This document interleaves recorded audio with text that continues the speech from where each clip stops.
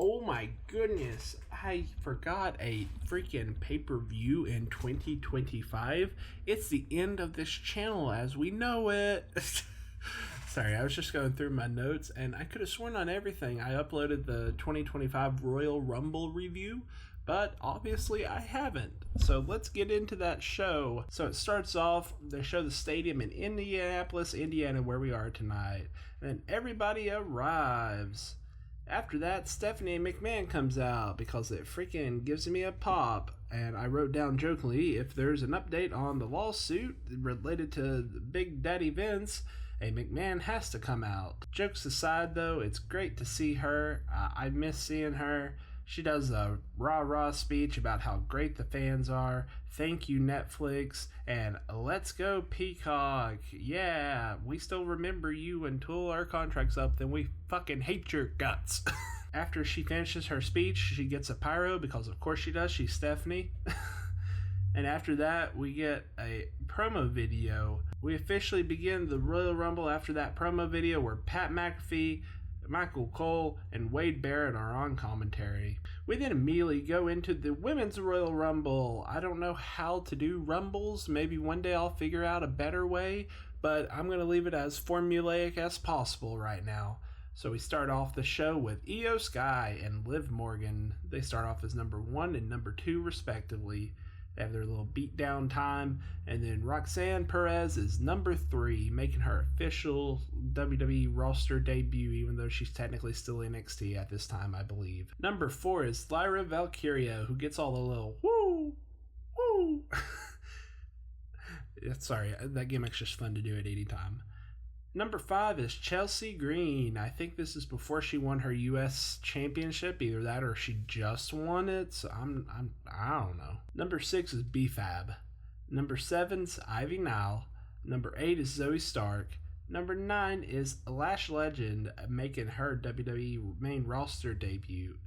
And, dear viewer, you might be saying, well, did this dumbass just forget to write down eliminations? No, surprisingly, I didn't. And fuck you. No, the first one to get eliminated is at position number 9, and it's B-Fab. She gets thrown out by Chelsea Green. Then Bianca Belair is number 10, who honestly, I predicted at this point either her, Io, or Liv were going to win. We're a third of the way through the Rumble, and she has a spot where she does like the 10 punches in the corner and then flips on number 9 and then shoulder blocks the next person in line, gives them 10, rinse and repeat for a little bit. It was pretty dope spot, I ain't even gonna lie. Number 11, Shayna Baszler. Lyra gets eliminated by Ivy Nile. Number 12 is Bayley. Her and Io have a little stare down, a callback to that feud that still to this day has not been resolved. It should have been the WrestleMania main event, but who am I? Sonya Deville is number 13. Ooh, that one sings a little bit more. Number 14 is Max Dupree. Wait, holy shit, I didn't realize that. She's number 13. So if you don't keep up with the Royal Rumble superstitions and stuff, typically speaking, there's been a couple of examples to break this, but number 13 is the Royal Rumble curse. So that is wild that this worked out for that. Oh my goodness. Yeah, 14's Maxine Dupree. Maxine takes Ivy out, and then she gets dumped out by the Pure Fire Collection. By the way, this is the first episode that I think I ever remember their name, and unfortunately the last episode probably where their name will come up. Number 15 is Naomi. PFC gets taken out. I think that means they're eliminated. I'm not sure what taken out means. Jada Parker is number 16, I think, making her in WWE main roster debut at this point too. Lash gets thrown out. Piper Niven comes out as number 17. She accidentally eliminates Chelsea Green. Natalya is number 18. Number 19 is Jordan Grace. This is her official WWE debut because she no longer was signed with TNA at that point. I wrote down that she looks like $1 million, and they announced that she is officially signed to WWE, just to kind of back up what I just said. Jordan Grace eliminated Jada Parker and gave Piper a DDT, a DVD, which by the way is Death Valley Driver That's more impressive than a DDT. I was thinking that in my head. Number 20 is Mention. Number 21 is a returning Alexa Bliss. She gets a huge ass pop for coming back. She comes out with a Fiend Forever jacket on, which kind of still makes me a little shaken just saying that. I freaking love that jacket. I'd buy that jacket if they sold it, to be honest. Anyway, 22 is Zelina Vega. 23 is Candice LeRae. 24 is Stephanie Vaquer making her main roster debut pretty freaking fast. 25 is Trish Stratus. 26 Raquel Rodriguez. Oh yeah, sorry, Trish is coming back for her little Rumble to Mania program season. Liv eliminates Natalya and Alexa Bliss. 27 is Charlotte Flair, and honestly, as soon as Charlotte came out, I just said, it's a wrap at this point. Charlotte's going to win it. It doesn't matter what I say or who wins at this point, because it was rumored she was going to win. So as soon as she came out, I said, well, shit, it's nice knowing everybody. 28 is Julia. Her and Io have a 6 spot, which honestly, I'm looking forward to a program between them two later on. Let's freaking do that. Give the women more mid-card titles. There's too many in the main event that need mid-card titles so they can have titles. They have a little past versus future spot. It was kind of sick. By the way, Julia takes out Jordynne Grace. Number 29 is Nia Jax. She eliminates and then takes out Zelina Vega. I don't know what that means. Trish dumps out Candice. She tries to take Nia over the top rope, but Candice ends up saving her. That distraction causes her, being Trish Stratus, to be eliminated. Number 29, I wrote down 39. But anyway, number 29 is Nikki Bella. And oh my gosh, am I happy or am I sad? They all team up to take down Nia, and she does her giant, I'm gonna shove all you off spot. Start beating her down with finishers. And it's a little sloppy spot, because how can you do this correctly without making it sloppy? But Nia eliminates 13 people with one spot, right? So she took out Io Sky, Stephanie Vaquer, Bianca, Naomi, Raquel, and Liv Morgan, just literally running the ropes and doing one move to them. Julia gets eliminated by Roxanne, who is a standout during this match. Honestly, I think she's the Iron Woman of this match. Bayley gets punched out by Nikki. She gets she gets punched by Nikki and then thrown over by Nia. Charlotte dumps Nia out and then big boots Roxanne to punch her ticket to WrestleMania. Which, by the way, Roxanne should have won this, by the way. Just going to make that a disclaimer. I wrote that. But by the way, I don't know if I did a predictions. I did do it. Why was that a tongue twister? I had a freaking Elmer Fudd moment.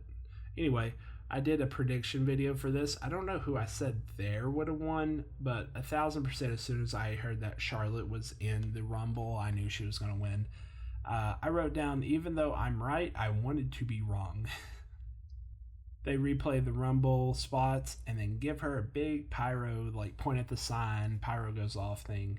After a bunch of promos and a lot of faces, we get the 2 out of 3 falls match for the tag team championships between Motor City Machine Gun and DIY. Gosh, it's been a while since I've even heard SmackDown brought up. It feels so refreshing to just hear those names. Oh my goodness.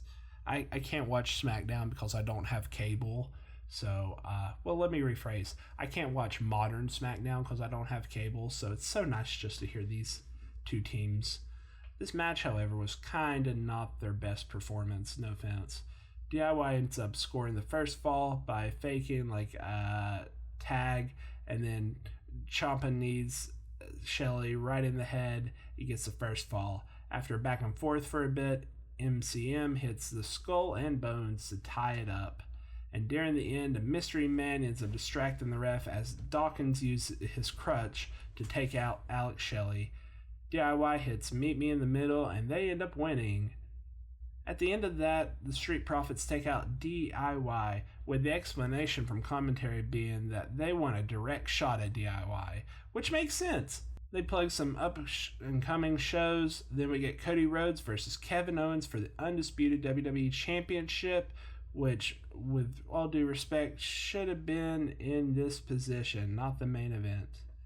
Because, if you're having a show named Royal Rumble, your two main events should be the women's and the men's. I understand wanting to break up the monotony by having one start the show and one end the show, but geez. Anyway, that was my salt of the day.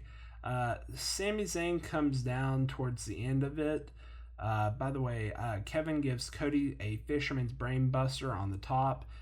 They just brawl back and forth for a bit, beat the shit out of each other. Yeah, Sami Zayn comes down towards the ring, and Kevin just does his thing in the match. They go back and forth.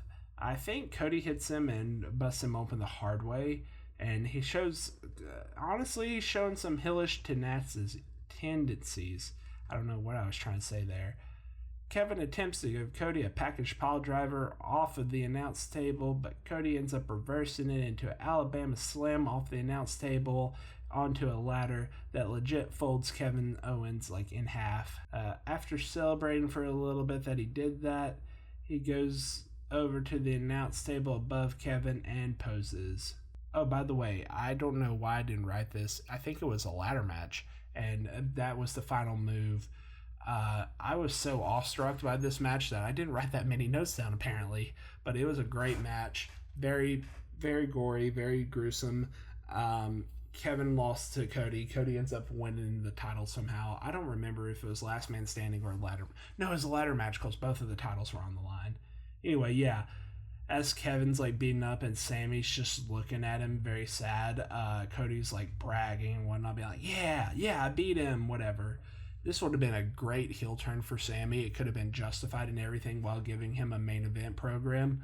But for some reason, Cody's still the babyface. And freaking Kevin and Sammy had their own little program. And neither one...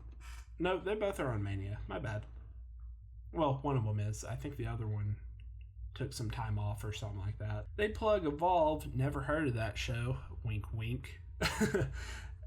As their new show coming up, and honestly, I can barely keep up with Raw's, premium live events, and occasionally AEW shows.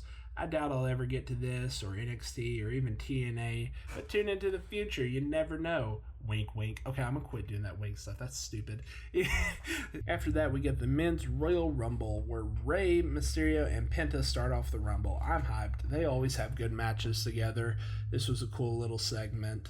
Entrant number 3 was Chad Gable, who trained hard in a dark lucha arts expert. I don't know who it was, but that's right. He did have that segment. And oh my god.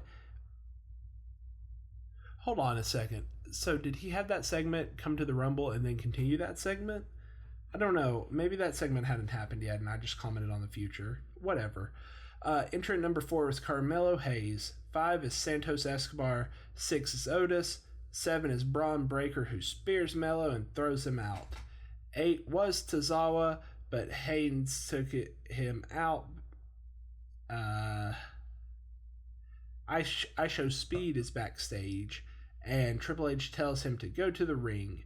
He technically eliminated Otis with Braun Breaker's help, which is crazy. He brags too much, so Braun runs across the ring and spears him in half. Beautiful spear, by the way. After that, he gorilla tosses him onto Otis, who's outside of the ring, and Otis tosses him behind the announce table to officially eliminate him. Number 9 is Sheamus. Number 10 is Jimmy Uso. 11 is Andrade. 12 is Jacob Fatu. And at that point, everybody who's there dies. Chad, Ray, Andrade are all thrown out by Jacob. And then Ludwig Kaiser comes out as number 13 and almost gets immediately eliminated, but he saves himself somehow. 14 is The Miz. Number 15 is Joe Hendry, who I don't think we've heard from since this Rumble. 16 is Roman Reigns. He takes out Miz, Sheamus, Hendry, and Breaker. Jacob eliminates Jimmy, and him and Roman have a moment where they have a little stare down. Drew is number 17, finally getting his revenge on Roman. 18 is Finn Balor with a new theme. We no longer have the Booty Poppin' Demon remix. Makes me sad. 19 is Shinsuke Nakamura. Finn eliminates Penta. Number 20 is Jey Uso, who eliminated Shinsuke Nakamura. 21 is AJ Styles returning with the best theme ever, and he had the pyro shoot down the middle of the ramp. This should have been his night. 22 is Braun Strowman, and he goes right after Jacob and eliminates Jacob Fatu. Jacob loses his shit, starts throwing everything at the ring. Number 23 is John Cena Face Edition, who eliminates Strowman and Finn. 24 is CM Punk. 25 Seth Rollins. 26 is Dominic Mysterio. 27 Sami Zayn. 28 is Priest, who eliminates Dom. 29 is LA Knight. Yeah. Sammy is out by this point. I don't know who did it. 30 is the stupid Paul brother. So, which one really, honestly? Drew gets eliminated by Priest. Priest gets eliminated by Knight. Knight gets eliminated by Styles. Styles gets eliminated by the Paul brother. Seth and Punk both get dumped out by Roman, who gets dumped out by the Paul brother. This sets off Seth, who curb stops Roman the first time, legitimately giving him a concussion for a bit. And then him and Punk brawl to the back, where Seth ends up stomping on Roman's head on the steps before he ends up leaving. He goes to the back, then Punk gets up and slowly walks past Reigns, and Punk goes to the back through the crowd. And I wrote down, this is going to be the feud of the year if they keep this up, I swear. Honestly, this triangle feud between Reigns, Punk, and Rollins, beautiful feud. They need to keep it up. I wrote down at this point, if Cena doesn't win at this point, I'm going to start a riot. Jay can have next year. Boy, was I wrong. Cena eliminates the Paul brother, and I wrote down, at this point, I'm happy either way this Rumble goes. Cena and Jay have a little mini match where Jay looks like he's going to lose by getting AA'd off the ropes, I think, to the outside, but he makes it into the ring in time to kick Cena off of the apron. Cena gives like a little shocked face, and that's how Jay wins. Don't get me wrong, I'm the biggest Jey Uso fan ever, but this one hurts to see. This was pre-Cena heel run. So it kind of hurt to be like, oh man, Cena lost his final Rumble. He could have been one of the few superstars to win 3 Rumbles, I think. Imagine if he had that automatic ticket where he wins the Rumble. You know what? I'm going to rebook this Rumble because right, what if number 30 is John Cena instead of the Paul brother, but when he comes out, it's The Rock's theme first? And what if they did this whole Sell Your Soul storyline earlier? What if The Rock just didn't get involved in wrestling anymore? Anyway, so you know what? It would make sense then because Cena comes out 30 supported by The Rock. They're like, what the hell's going on? And then everybody in the ring gets dumped out by Super Muscle Cena. He comes out with the buzz cut. Somehow has that hustle, loyalty, respect, deserve it. You know that song that he never used? Comes out with that one. The shirt says something like embrace the hate. Ooh, that would have been a way better heel turn. And then him and Cody can still have this moment at Elimination Chamber. So let's say Cody has a title match. He ends up barely winning that match. Then Cena comes out at the end with the whole posse. They do the beatdown angle still. See, that would have thrown a little bit more gas onto this fire. Anyway, Jey Uso ends up yeeting. The whole crowd yeets with him. It's a big feel-good moment. Everybody's happy, including me. And I'm still happy. I mean, don't get me wrong. They've done nothing with this feud. But also, I'm just going to trust the process. I'm not going to be a cynical wrestling mark. But also, if we can do something with this, I would appreciate it. Yeet, but no yeet. But also, yeet. Thanks for being a loyal viewer. I got an added treat for you just because you're a little viewing pleasure. Okay, I don't know what I was saying. I'll get on with the review. I'm sorry. Anyway, we're going to add a bonus of WWE Speed 2025. Remember when I did that for 2024's pay-per-views? Well, yeah, I don't remember where I left off at, so we're just going to tackle all of 2025 and then maybe continue when Mania happens and then go from there. Alright, so Speed episode number 49, aka January 1st, 2025. We had a number 1 contenders tournament final for the WWE Women's Speed Championship. It ends with Natalya defeating Michin. Then we get Speed episode number 50 the following week. where the WWE Women's Speed Championship was on the line against the two winners, which, spoiler alert, one was Candice LeRae and the other one was Natalya, and it ends in a draw via time limit. Oh, Candice LeRae already had the title, my bad. So since it ended in a draw via time limit, Candice LeRae retained the championship. Then we go to episode 51 the following week. I'm not going to say the following week. If they change it up, I'll let you know. We've got a number one contendership for the Speed Championship. We got a semifinal for the men, where Chad Gable ends up defeating Charlie Dempsey. The next week we get episode number 52. Got number one contenders semifinal where Chris Sabian defeats Grayson Waller. Some of these matches sound like bangers, by the way. I would love to see half these matches. Episode number 53 the following week, we get the final where Chad Gable ends up defeating Chris Sabian. Episode 54 looks like the following week. We're now in February. We get the Speed Championship, at least men edition, where Dragon Lee ends up defeating Chad Gable to retain his championship. Then we go on to the following week, where the Women's Speed Championship tournament semifinals, Zoe Stark ends up defeating Kaden Carter. So number 56, we have the semifinal on the other side, where Shotzi ends up defeating Isa Dawn. Then the next week, we get the tournament final, where Zoe Stark ends up defeating Shotzi. Man, I wish I watched some of these. They kind of sound like bangers. Following week, we get the title match where Candice LeRae versus Zoe Starks ends in a draw via time limit, aka LeRae remains the champion through a draw, which that's 2 draws consecutively for that title. That kind of sounds like crappy booking, but hey, I didn't watch the event. Maybe there was a reason for it. Alright, following week, we get a number one contender semifinal where Dominic Mysterio defeats Chris Sabian. And then the following week, we get Ivar defeating Yoshiki Inamaru. I don't know. I don't watch NXT. I'm sorry. The following week, we get the finals where Ivar ends up defeating Dominic Mysterio. The following week, we get Speed Championship match where Dragon Lee ends up defeating Ivar. They should have gave the title to Dom. Then we get another number one contenders semifinal. So I guess the way it goes is they have like the first half of the month is the men, the second half of the month is the women's. You get a semifinals where 1-1, and then we get a final where the winners of the semifinals fight, and then you get a championship match. So I guess they rotate every 3 weeks.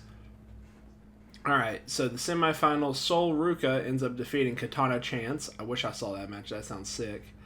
And then on the other side, Mention ends up defeating Shayna Baszler. And then for the tournament final, oh, by the way, these were like week, and then 3 weeks later, we get the tournament final where Sol Ruka ends up defeating Mention. However, oh, never mind. I was about to say something, but I would have been wrong. For April 16th, aka tomorrow's episode, spoiler alert, Sol Ruka ends up defeating Candice LeRae to win her maybe first championship. So congratulations. That was my breaking news alarm. Alright, anyway, we're at the end of the episode. Thank you for listening. If you want to catch up with this week's content before it comes out, I got a podcast now that I've uploaded, just everything if you want to hear it. If not, I'll see you later on for Raw Review, aka Old Raw, and also New Raw whenever I get around to watching it. Anyway,